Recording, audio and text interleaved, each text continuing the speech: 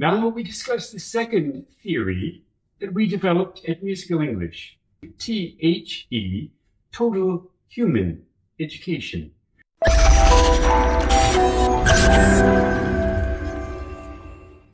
The first theory, as we just talked about and we let you know, is the theory of total brain education. Now we move on to THE, Total Human Education.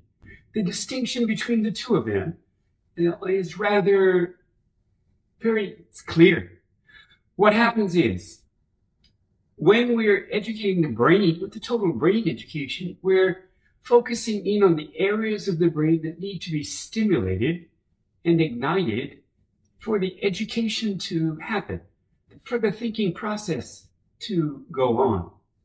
However, with the Musical English program, we are also focusing in on what is called the human education, the human side of that human being, not just the intellectual or the scholastic side of that person.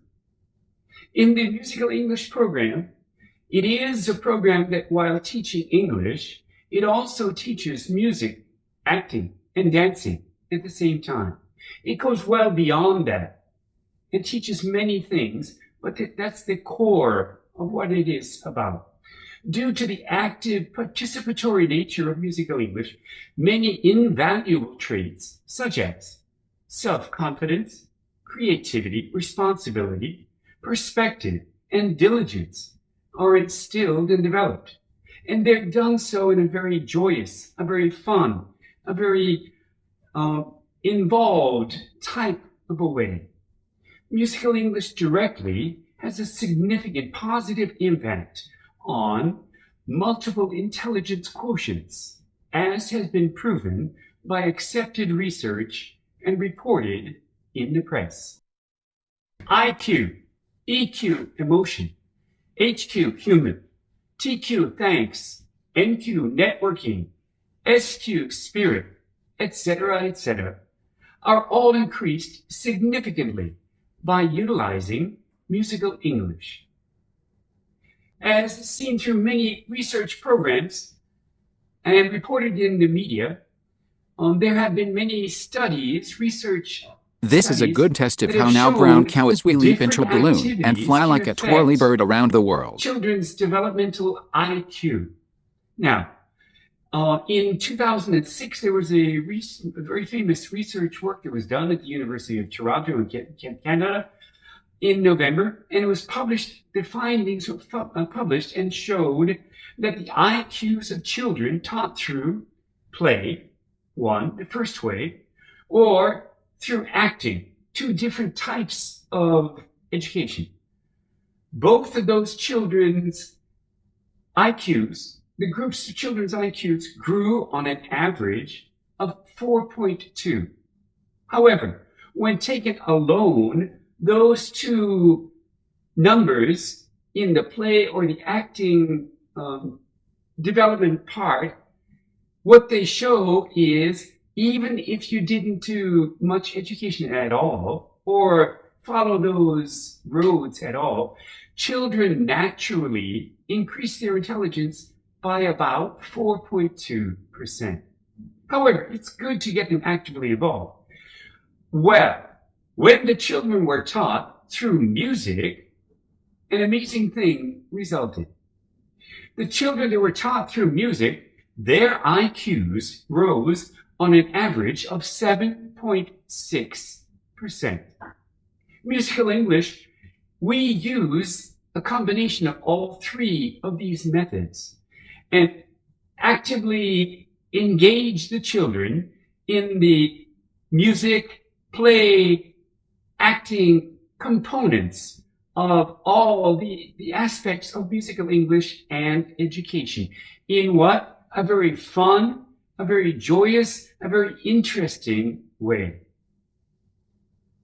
Now, to define and to look at the human aspect of things, we can look at the different that are intelligence that are defined.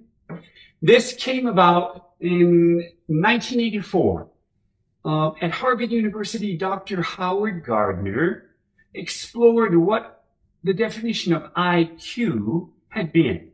And what he came around to discovering was that there were 8 different definitions of what we could say are quotients, intelligent type quotients. And there were 8 at that time. Later, he went back and he added a 9th one. The 9th one is one that had been missing, which is spiritual. And the list of things that he defined were 1, musical intelligence, 2, spatial intelligence, 3, linguistic intelligence, 4, mathematical intelligence, 5, kinesthetic intelligence, 6, interpersonal intelligence, 7, intrapersonal intelligence, 8, naturalistic intelligence, and then he added on his 9th, the spiritual intelligence. We made Dr. Howard Gardner at Harvard aware of our program, and we met with him in Boston several times. And with our discussions, we showed him our musical program, our musical English program, and the theories that we had developed, and he was absolutely blown away. He wanted to do research on our program. However, he told us that we would have to stand in line for about 20 years because their backlog of research was so enormous.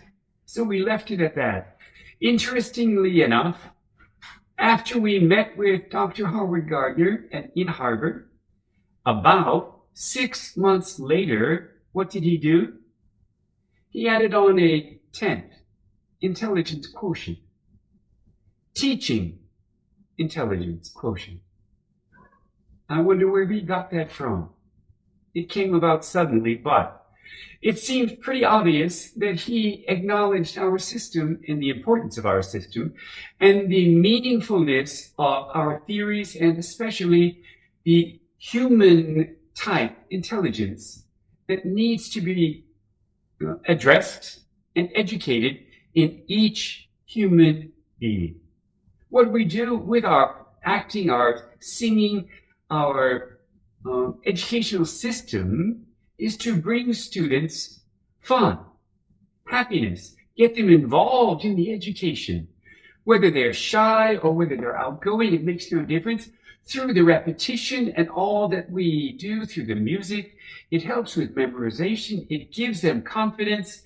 They then go on the stage and even perform in many cases. However, the different type of education is what is addressed here. And it addresses each individual human on the human emotions and the relationships that go on and the obligations and the different kind of experiences that they do have in their daily life as humans. We find this particularly important, and it is necessary to latch on to this for the students to be properly and interestingly educated.